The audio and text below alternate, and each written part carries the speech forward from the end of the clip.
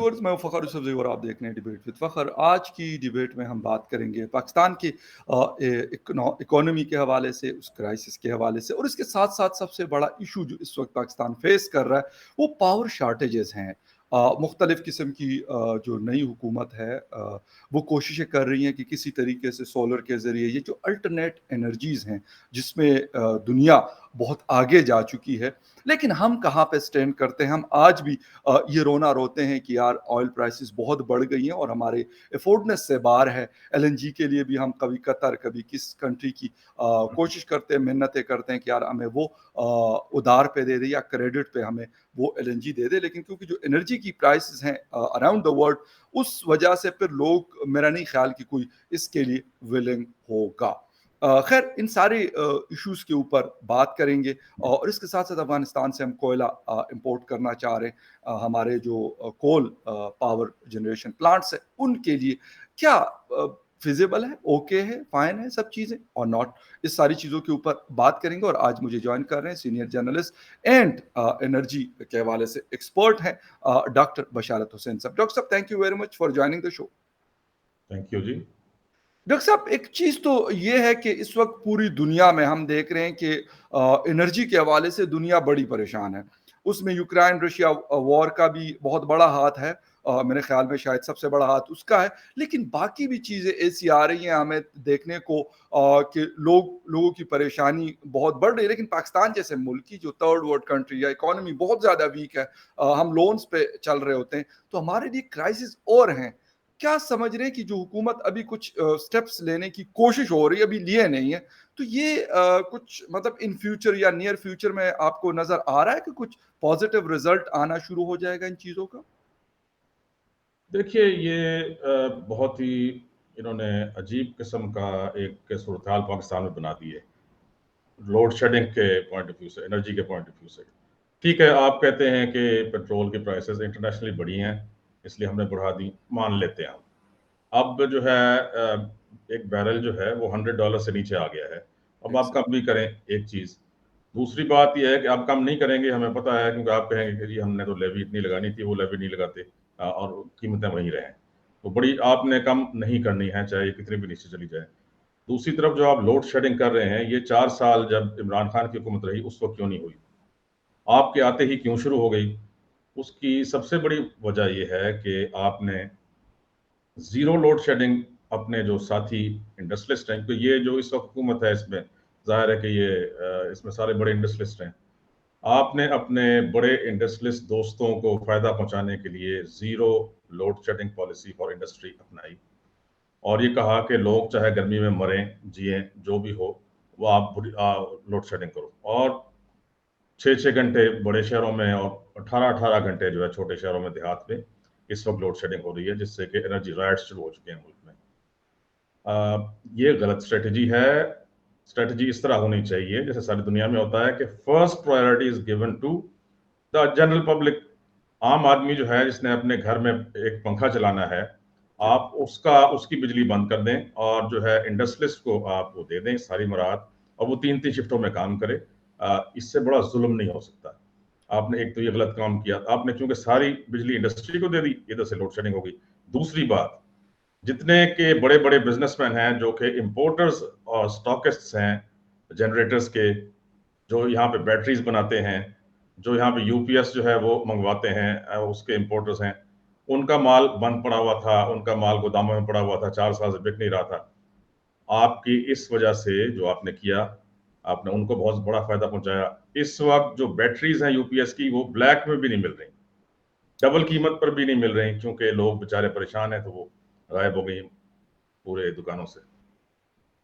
तीसरी बात, alternative energy development board की आपने बात की, उसको ये एग्जैक्टली। टास्क दिया जा रहा है कि मुल्क में जो है ना जितनी भी सरकारी इमारतें हैं उनको सोलर पे करो वगैरह वगैरह। पहली बात ये है कि इमरान खान हुकूमत ने अल्टरनेटिव एनर्जी बोर्ड को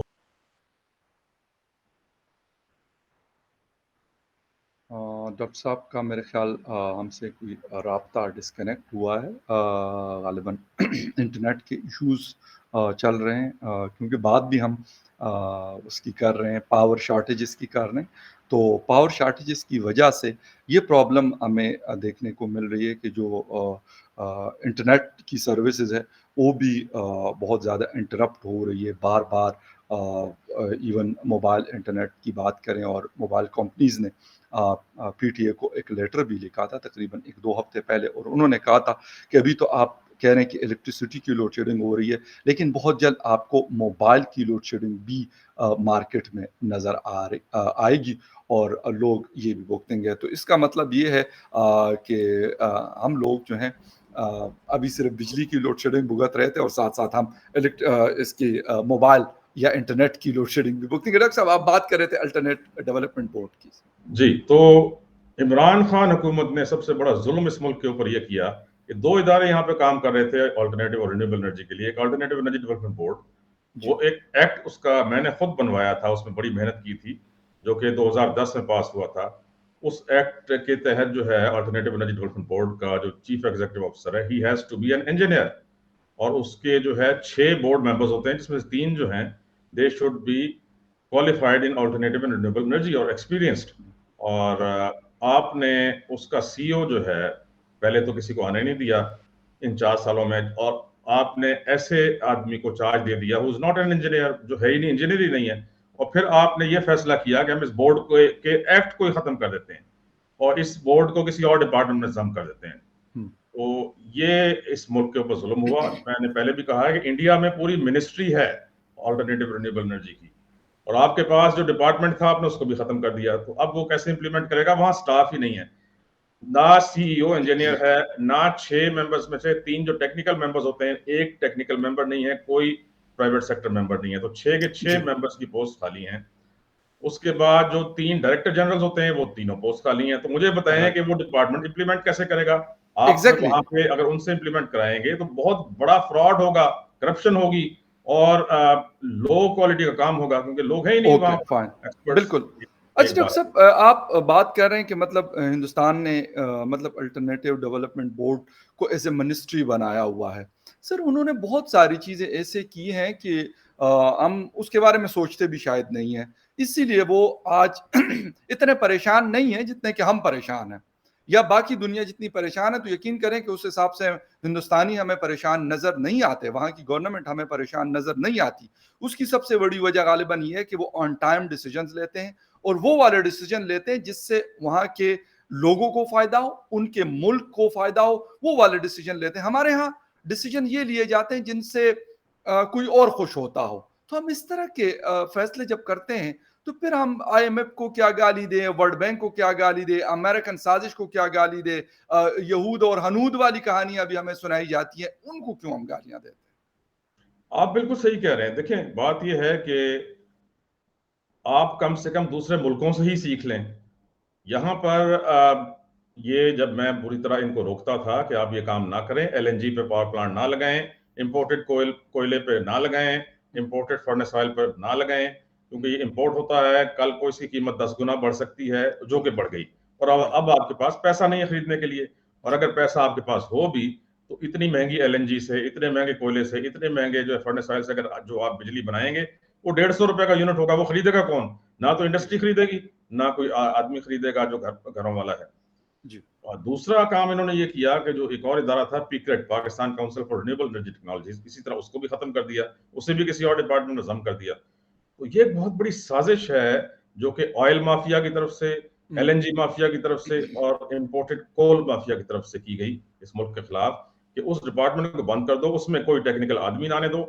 जो वहां पे जो अपॉइंट हुए थे लोग, उनके खिलाफ उनको 10-15 मुकदमों में फंसा दो, हाँ, कि जी इनकी अपॉइंटमेंट ही गलत हुई थी, उनके ऊपर मुकदमे कर दो मुख्तलिफ जो है ना वो अदालतों में, अपने जो है गुमाश्तों के जरिए। तो बिल्कुल। ये एक बहुत बड़ी साजिश हुई आपके रिन्यूएबल एनर्जी और अल्टरनेटिव एनर्जी सेक्टर के साथ।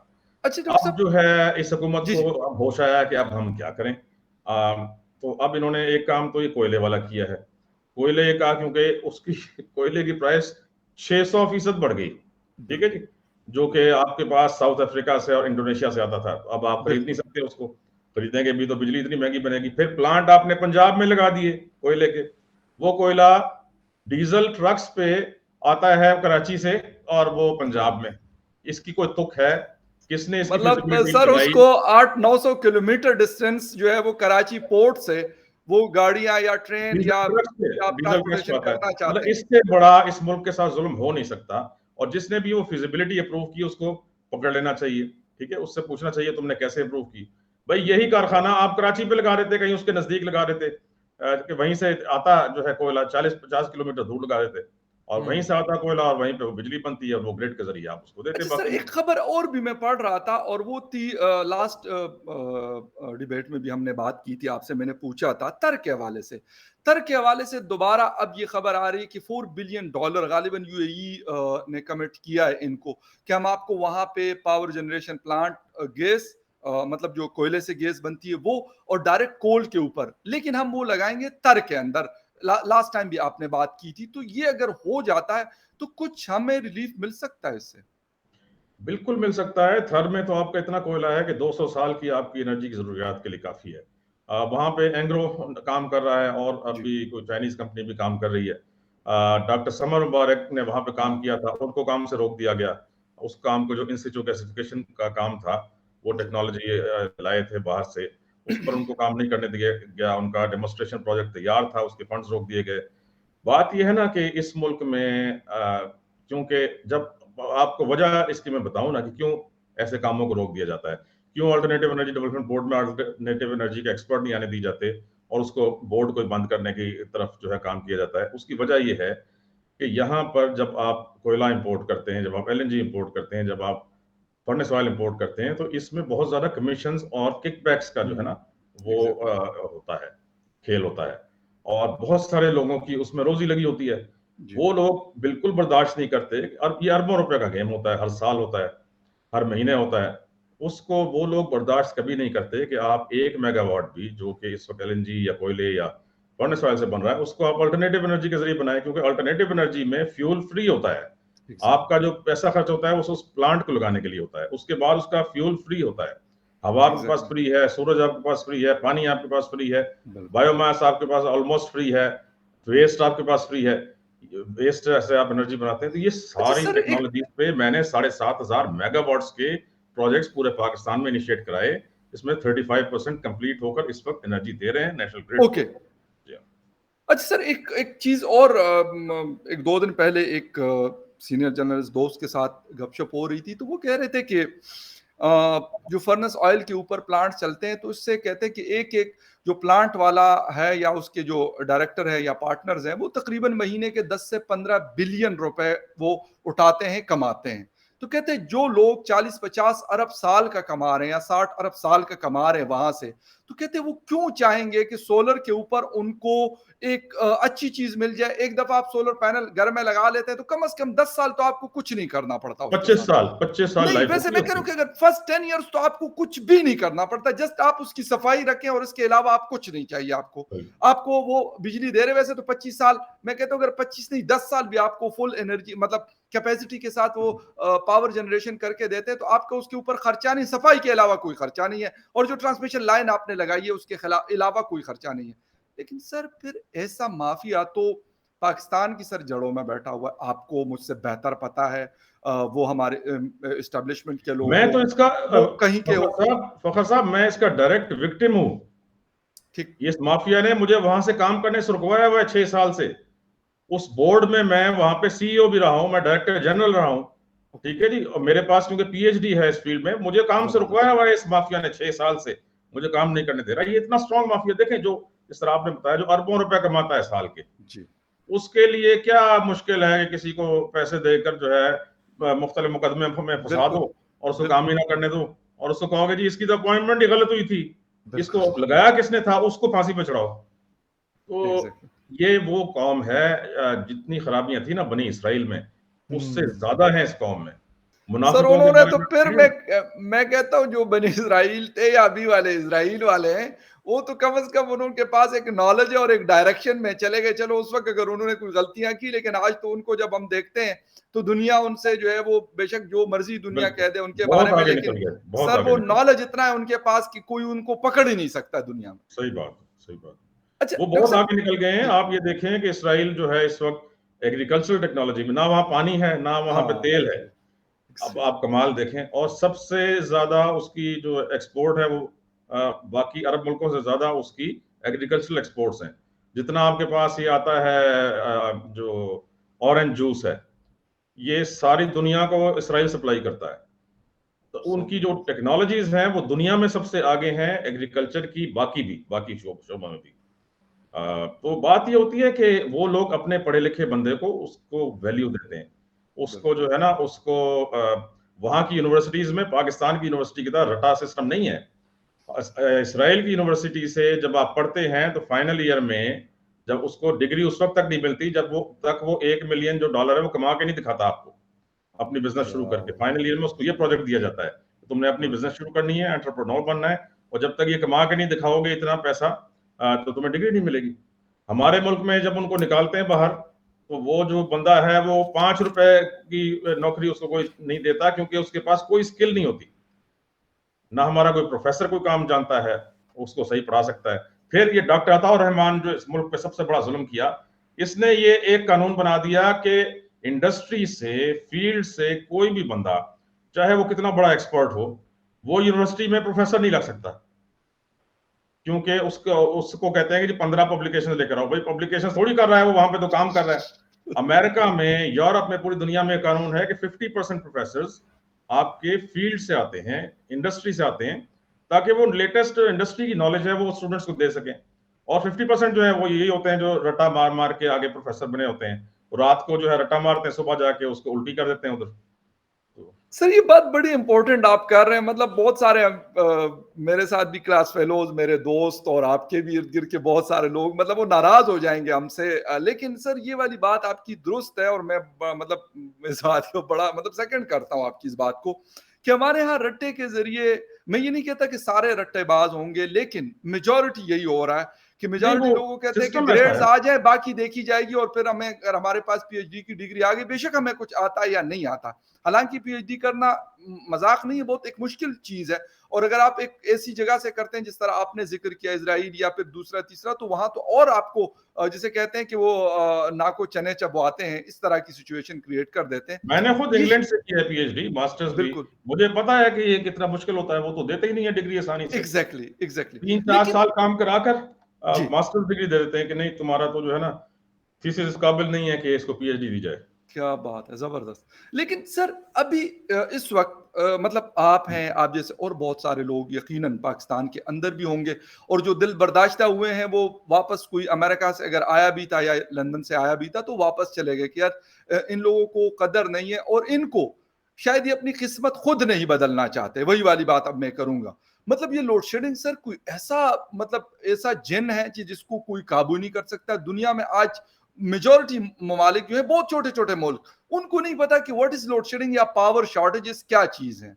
लेकिन मैं हम एक न्यूक्लियर एक पावर एक होने महीने के में बावजूद हम रो रहे हैं। मैं 1 महीने में आपको लोड शेडिंग खत्म करके देता हूँ। मैंने जो पावर प्लांट्स लगवाए हुए हैं वो इस्तेमाल ही नहीं ये लोग कर रहे हैं, इन्हें पता ही नहीं है उनका। ये मुझे छोड़ें, काम करने दें, ठीक है जी। मैं 1 महीने में इनको लोड शेडिंग खत्म कर देता हूँ पूरे मुल्क में, लेकिन क्योंकि मैं इसका स्पेशलिस्ट हूँ अल्टरनेटिव एनर्जी का।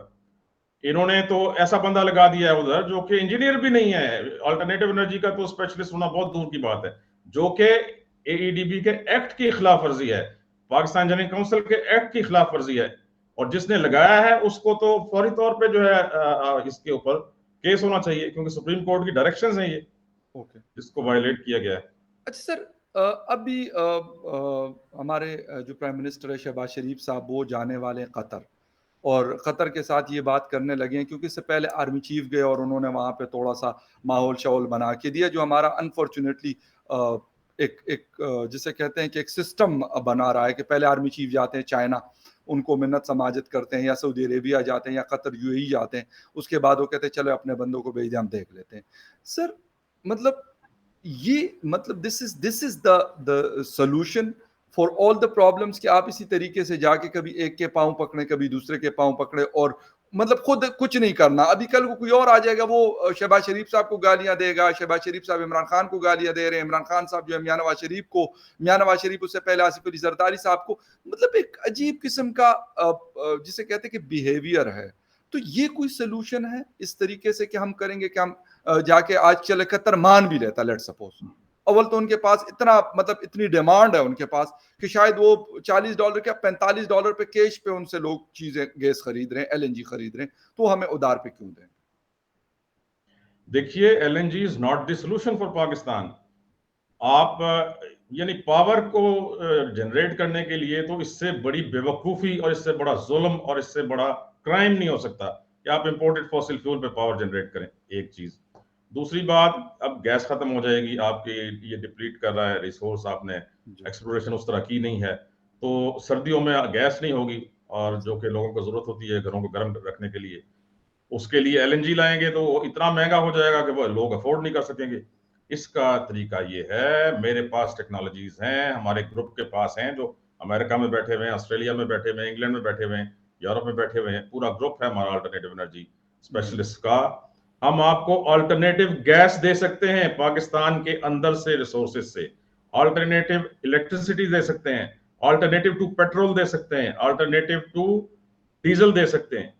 ये मैंने अब एक वीडियोस का सिलसिला शुरू किया है, मैंने आपसे भी वो शेयर एग्जैक्टली, की बिल्कुल थी। मैंने इसमें देखी है मैं वो। एक एक करके ये सारी टेक्नोलॉजीज दे रहा हूँ, लेकिन ये सही, है कि ये करेगा कौन?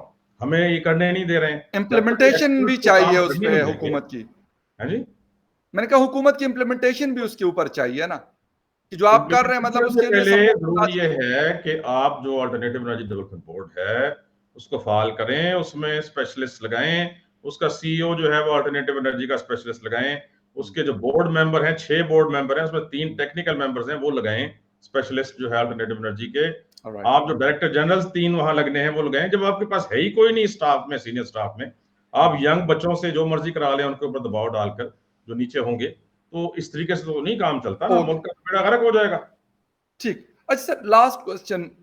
कोयले के लिए हमारी बात हुई अफगानिस्तान से, हालांकि ऑलरेडी हम 3000 टन पर डे हम उनसे इंपोर्ट करते हैं पहले से, लेकिन जैसे उन्होंने सुना कि अब इन्होंने कोई एनर्जी वेनर्जी प्रोड्यूस करनी है, बिजली बनानी है, तो उन्होंने कहा इसके ऊपर 30 या 40% उन्होंने इंपोर्ट ड्यूटी जो है इम्पोज कर दी। नहीं, और वो जो 100% डबल हो गई, जी, डबल किया डबल उन्होंने। डबल से भी बल्कि ज्यादा, $90 में पर टन था और अभी 200 प्लस में डॉलर में पर टन मिल रहा है। तो क्या करेंगे हम लोग, मतलब हम जाना कहाँ चाहते हैं और करना क्या चाहते हैं? इस मामले में ना इनको कहना चाहिए कि देखें, आप हमारे ब्रदर हैं अफगानी, और हमने आपकी कितनी हेल्प की है, 40 साल हो गए जब से आप लोग दरबदर हैं, और जी आपके लिए हमने पहले रूस के साथ जंग की, फिर अमेरिका के साथ जंग की, और जो है कितना आप लोगों के 30-40 लाख हमने यहाँ पे रखे हुए हैं जिनको हमने जी रेफ्यूजी बनाया हुआ है, जी उनको सपोर्ट कर रहे हैं। और अब अगर पाकिस्तान को इस वक्त ज़रूरत है तो ये तो कोई तरीका नहीं है कि आप एकदम जो है कीमत डबल कर दें। आप मुनासिब कीमत पर दें, और हम आपकी वैसे कितनी हेल्प कर रहे हैं, पाकिस्तान से गंदम वहां जाती है, क्या कुछ जाता है, तो फिर हम अगर ये गंदम की कीमत भी डबल कर दें और बाकी चीजें जो यहाँ से जाती हैं हम भी ड्यूटी लगा दें, तो ये तो कोई अच्छी बात नहीं है ना। भाइयों के दरमियान ये नहीं होना चाहिए, ना ठीक हमें ठीक। ड्यूटी बढ़ानी चाहिए ना उनको बढ़ानी चाहिए। Okay fine. मतलब ये वाली बात सही है, लेकिन सर एक चीज है कि इस वक्त शायद भाईचारा, भाईचारे से ज्यादा जो है ब्रदरहुड से ज्यादा ऊपर जो है वो पैसा है और बिजनेस है। दुनिया को हम देख रहे हैं, वो बेशक हमारे अरब कंट्रीज हो या फिर चाइना हो या फिर टर्की हो या फिर दूसरे कंट्रीज हो, वो ये देखते हैं कि अगले के पास जेब में पैसा है, नोट है कि नहीं है। डॉक्टर साहब, thank you very much for your time and viewers, thank you very much for watching debate with Fakhar Yusuf से। किसी और डिबेट में आपसे फिर मुलाकात होगी, तब तक के लिए टेक केयर, बाय। शुक्रिया।